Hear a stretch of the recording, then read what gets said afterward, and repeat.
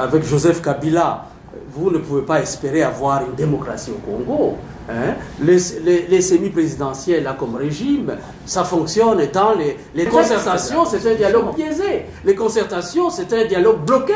Les concertations, c'est l'embauchage et le débauchage, c'est-à-dire il veut renforcer sa majorité, c'est ça les concertations.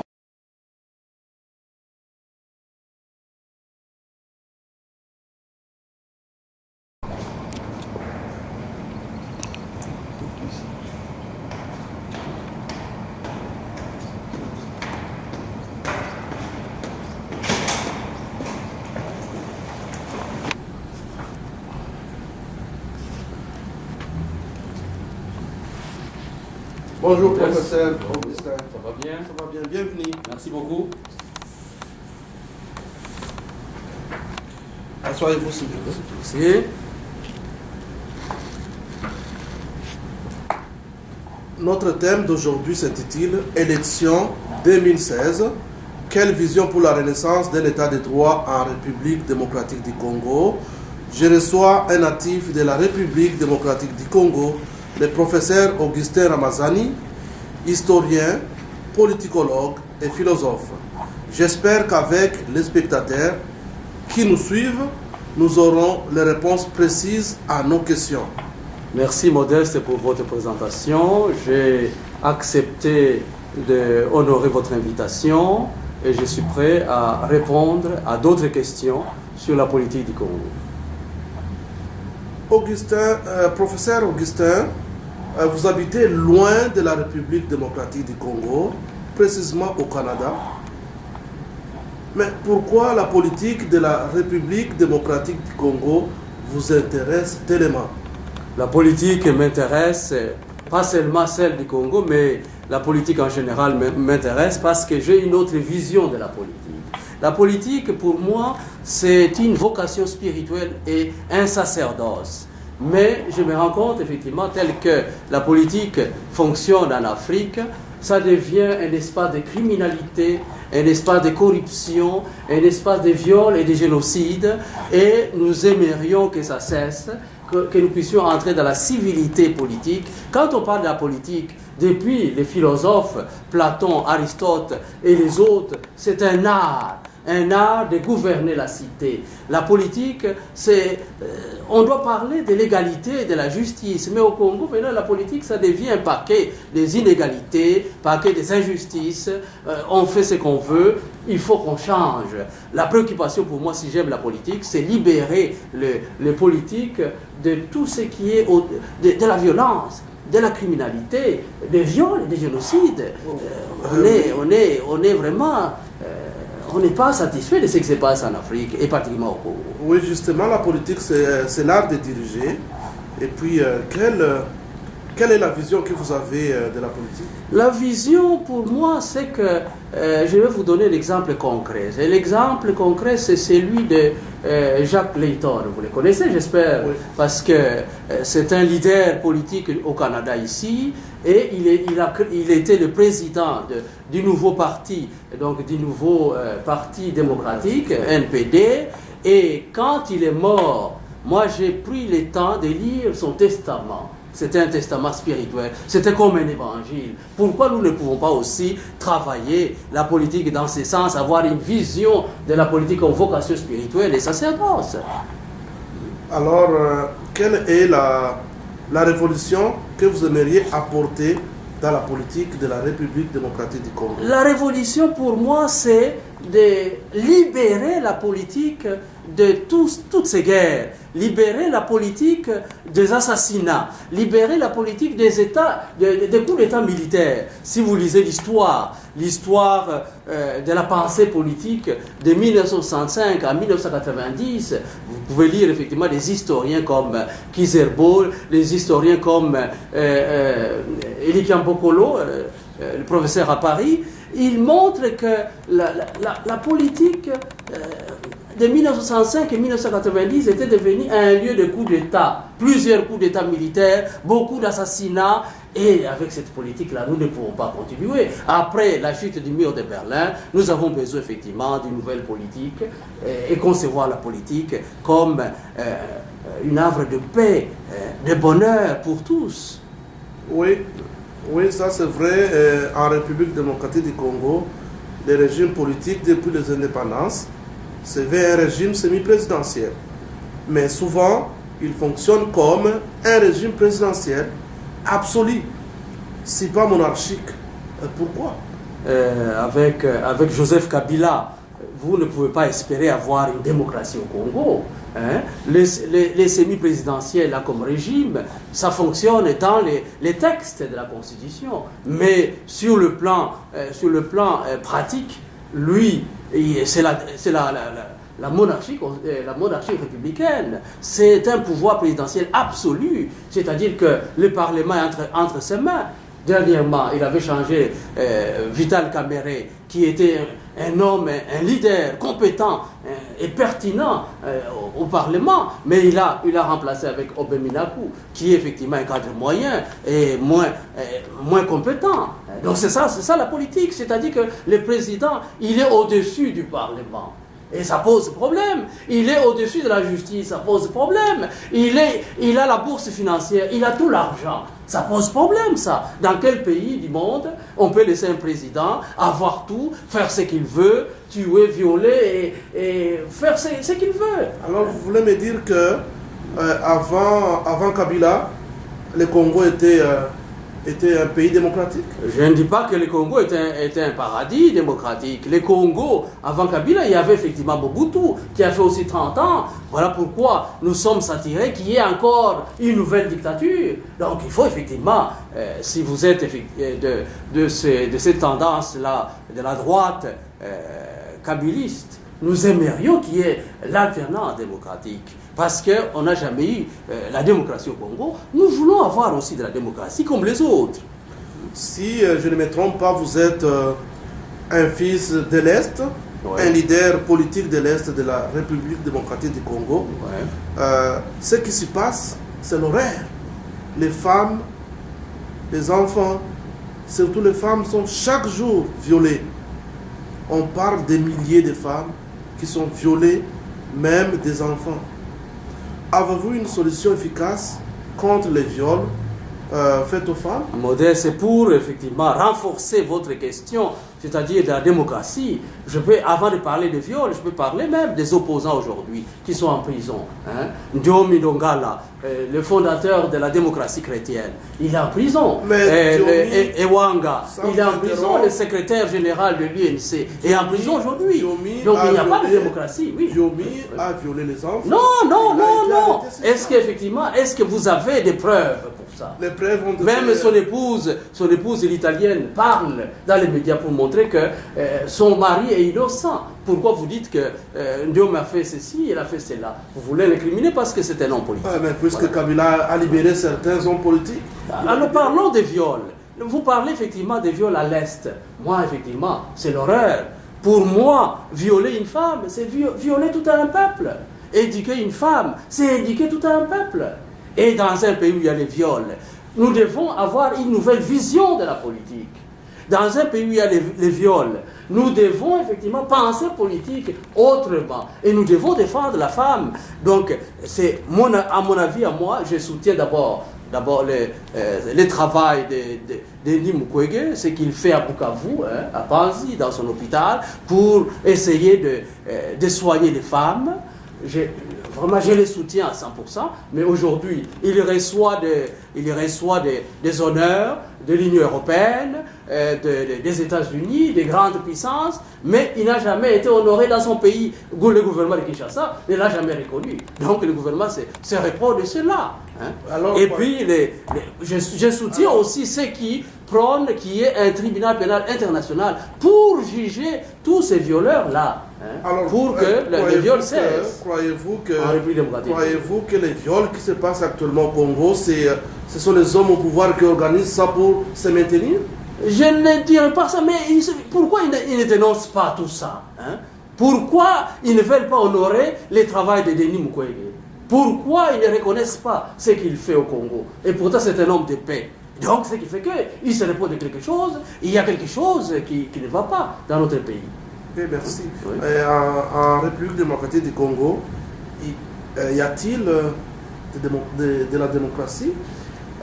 C'est une question, effectivement, une question intéressante. Il n'y a pas de démocratie. Il n'y a pas de démocratie parce qu'aujourd'hui,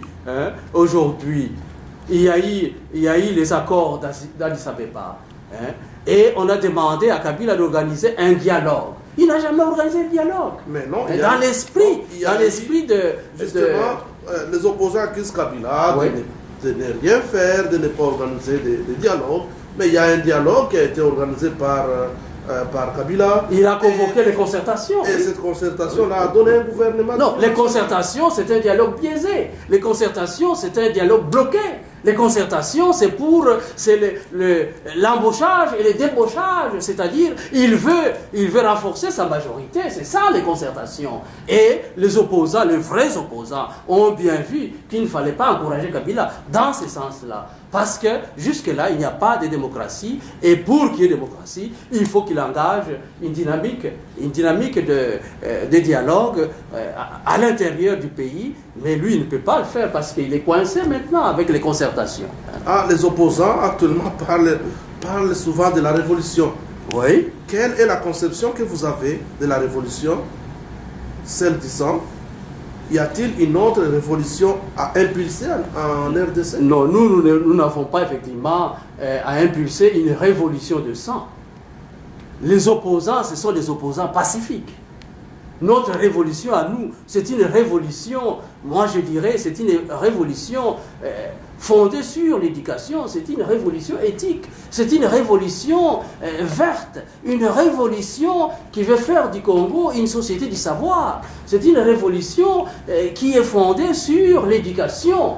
Sans éducation, on ne peut pas effectivement développer un pays. Sans éducation, il n'y a pas de progrès. Je suis dans la perspective d'Einstein, Einstein qui nous dit que c'est facile de briser les atomes, mais c'est difficile de briser les mentalités des gens. Et les mentalités des gens se brisent par l'éducation. Voilà notre révolution. On ne peut pas penser progrès social dans un pays sans qu'il y ait une éducation alternative, ouverte, une éducation globale de toute la société. La question en RDC, ce n'est pas seulement l'éducation, mais c'est beaucoup de corruption et le manque de partage de richesses. Et pourtant, la RDC, c'est un pays extrêmement riche. Pensez-vous de cette situation? Oui, c'est un pays extrêmement riche. C'est pourquoi nous voulons impulser l'éducation, parce que l'éducation va produire une économie sociale et solidaire. Et nous n'avons pas cette économie au Congo. L'économie c'est une économie beaucoup plus dans les poches des gens. La corruption, avec cette corruption, le Congo ne peut pas avancer. Donc nous voulons une économie sociale et solidaire, et cette économie va essayer de donner plus de chance à chaque Congolais pour que chaque Congolais puisse se retrouver dans cette économie, pour que chaque Congolais puisse quand même trouver du travail, pour que chaque Congolais mange, pour que chaque Congolais puisse avoir de la lumière, puisse avoir de l'eau, puisse effectivement boire de l'eau, manger à satiété. Voilà l'économie que nous voulons. Nous ne voulons pas une économie libérale et capitaliste qui est entre les mains d'1% des Congolais. Est-ce que la corruption est entretenue par les hommes au pouvoir en RDC? Depuis les indépendances. Depuis même, on peut aller au-delà, depuis Léopold II, le roi Léopold II, qui était le roi de l'État indépendant du Congo, jusqu'à Joseph Kabila, il n'y a jamais guerre de partage des richesses. Cette richesse n'est pas partagée, et nous voulons que cette richesse soit partagée. C'est la perspective d'une économie sociale et solidaire que nous pouvons partager les richesses. Qu'il peut y avoir justice au Congo. J'ai aussi une question de curiosité. Oui. Vous êtes un leader qui aspire peut-être demain au pouvoir. Alors, quelle est la réforme pertinente et quel capital indispensable et plus que nécessaire que vous pouvez impulser en vue de sauver la République démocratique du Congo? la réforme pertinente, c'est une question intéressante, c'est la vision même que nous avons. Et cette question, ça peut prendre des pages et des pages. Mais je dirais, je vais résumer un peu la vraie réforme. Nous ne devons pas la faire avec Joseph Kabila. Donc Joseph Kabila est entré et fait mandat. Mais c'est une révolution pour nous de réforme constitutionnelle. Nous devons passer d'un régime présidentiel à un régime parlementaire parce que au Congo, ne peut devenir président, ministre ou gouverneur ou premier ministre que celui qui a été élu par le peuple. Et nous n'avons pas ça au Congo. Nous voulons un régime parlementaire. Donc les hommes politiques doivent sortir du peuple, doivent être élus par le peuple. Les hommes au pouvoir actuellement ont été élus par le peuple. Les hommes qui forment les gouvernements congolais ont été élus par le peuple. Mais il y a des ministres aujourd'hui, il y a la confiance du peuple. Il y a des ministres aujourd'hui qui ne sont pas députés, qui n'ont pas la confiance du peuple.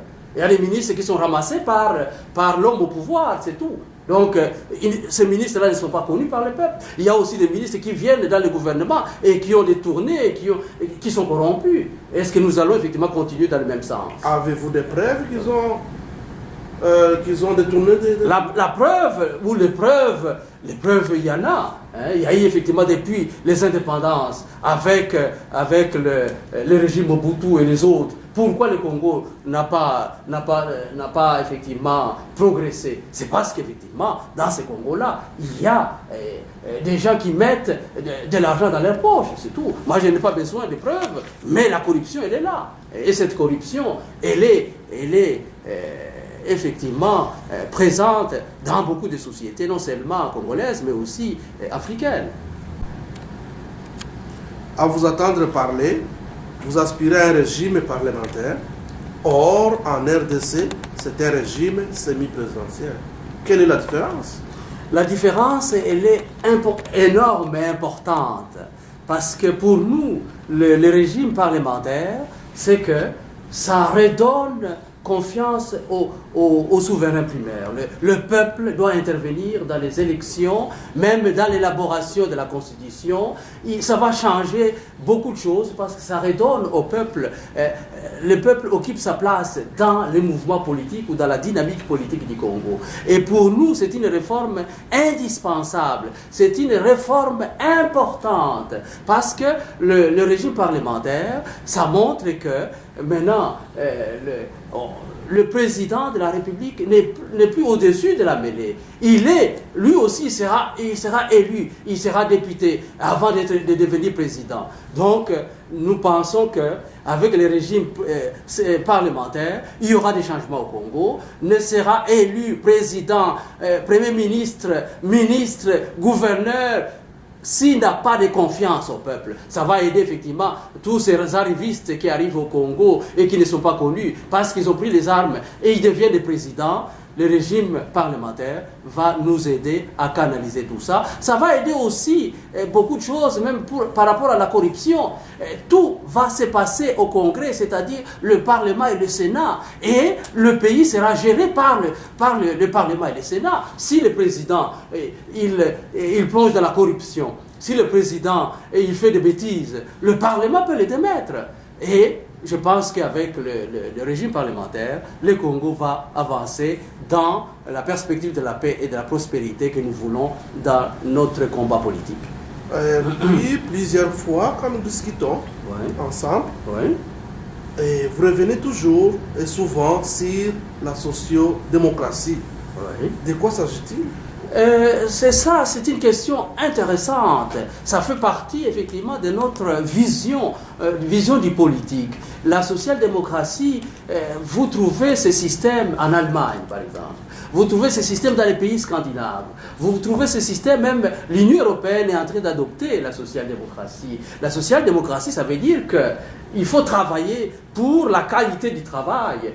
il faut travailler pour la qualité de la vie des Congolais. Et dans un pays aujourd'hui, au Congo, les gens ne mangent pas assez. On nous parle des chantiers. Dans un pays au Congo où les gens travaillent dans des conditions difficiles et même 70% des chômeurs, on nous parle des chantiers. Les chantiers, c'est quoi? C'est l'infrastructure. Ce n'est pas encore le progrès social. Et la social-démocratie, c'est qu'il y a effectivement le développement économique qui va de pair avec le progrès social.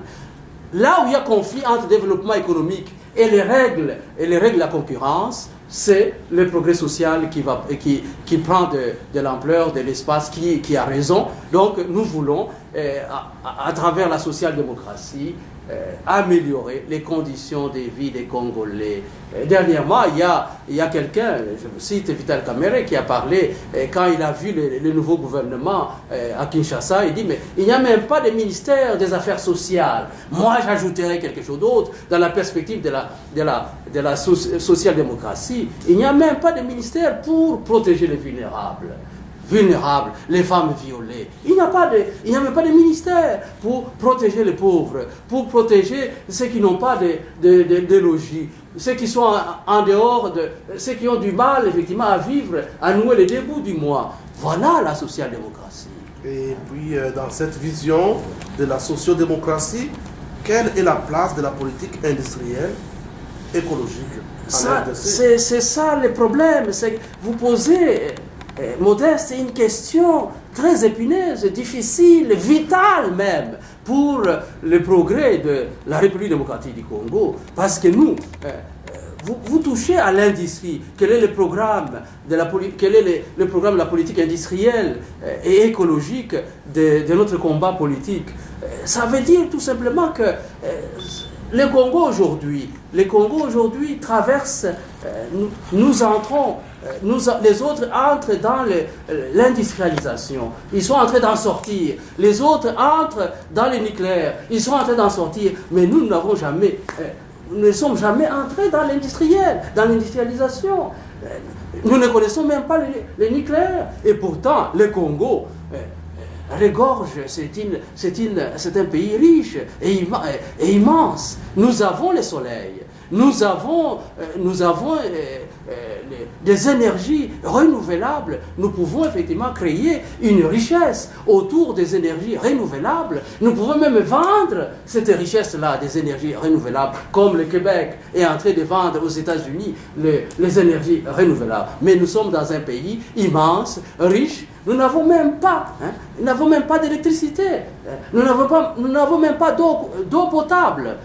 Nous sommes dans un pays immensement riche, un pays minier, mais nous n'avons pas effectivement des industries de transformation sur place. Il y a le recyclage, les industries de recyclage partout en Europe ici. Au Congo, nous n'avons rien. Alors, nous voulons effectivement entrer dans une perspective, une dynamique de l'industrialisation du Congo, une industrialisation verte qui respecte l'environnement, l'écologie et qui donne de l'emploi aux Congolais. Voilà la perspective que nous aimerions mettre en place. Nous sommes presque à la fin de notre entretien, mais avant de terminer, quel est le message que vous aimeriez transmettre aux Congolais, justement aux Congolais de la République démocratique du Congo, en cet état de crise de fin de règne de Joseph Kabila et en cet état de fête? Le message que je voudrais d'abord apporter à mes compatriotes congolais, c'est de leur souhaiter de bonnes fêtes, de joyeuses fêtes de Noël et de bonnes années. Mais je sais que plusieurs vont passer ces fêtes-là dans la fringale, ils n'ont rien à manger. Et je pense qu'ils doivent continuer la résistance pour permettre aux Congolais de gérer leur propre pays.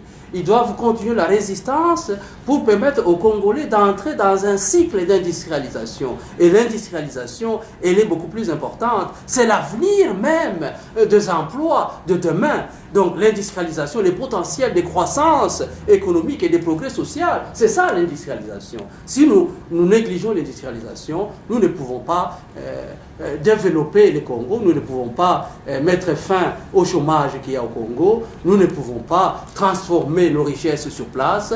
Nous ne pouvons pas accueillir nos partenaires et les regarder seulement en train de voler nos richesses, aller les transformer ailleurs. Nous avons besoin de la transformation des richesses de notre pays au Congo sur place et nous aimerions que tous les Congolais s'impliquent dans la transformation du Congo et en résistant contre le régime en place qui est fin mandat. Voilà, je vous remercie. Et puis, pour terminer, finalement,